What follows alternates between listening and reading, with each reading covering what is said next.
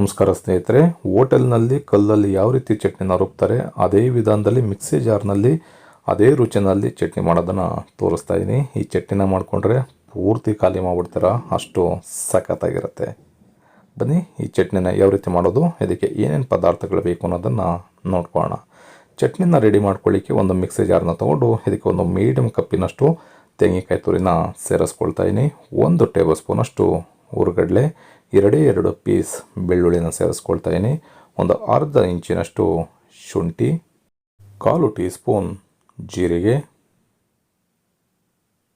ಸ್ವಲ್ಪ ಕೊತ್ತಂಬರಿ ಸೊಪ್ಪನ್ನು ಜಾಸ್ತಿ ಸೇರಿಸ್ಬಿಟ್ರೆ ನಿಮಗೆ ಅದೇ ಸ್ಮೆಲ್ ಬಂದ್ಬಿಡುತ್ತೆ. ಹಾಗಾಗಿ ಸ್ವಲ್ಪ ಸೇರಿಸ್ಕೊಂಡ್ರೆ ಸಾಕಾಗುತ್ತೆ.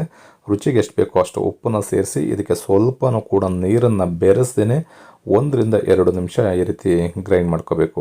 ಆಗ ತೆಂಗಿನಕಾಯಿ ಎಲ್ಲ ನೀಟಾಗಿ ಸವಿಯುತ್ತೆ. ಆವಾಗ ನಾವು ಇದಕ್ಕೆ ಹಸಿಮೆಣ್ಸಿಕಾಯಿನ ಸೇರಿಸ್ಕೊಂಡು ರುಬ್ಕೊಂಡ್ರೆ ಕಲ್ಲಲ್ಲಿ ಯಾವ ರೀತಿ ರುಬ್ತೀರಾ ಅದೇ ರೀತಿಯಲ್ಲಿ ಚಟ್ನಿ ರೆಡಿ ಆಗುತ್ತೆ.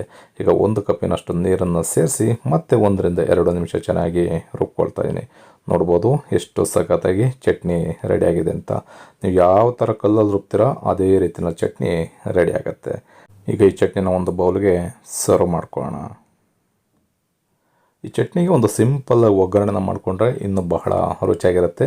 ಹೋಟೆಲ್ಗಳಲ್ಲಿ ನೀರು ಚಟ್ನಿನ ಮಾಡ್ತಾರಲ್ಲ, ಆ ರೀತಿ ನೀರು ಚಟ್ನಿ ಬೇಕು ಅಂದರೆ ಸ್ವಲ್ಪ ನೀರನ್ನು ಮಿಕ್ಸ್ ಮಾಡ್ಕೊಂಡು ಕಲಿಸ್ಕೊಂಡ್ರೆ ಅದೇ ರೀತಿಯಲ್ಲಿ ರೆಡಿ ಆಗುತ್ತೆ.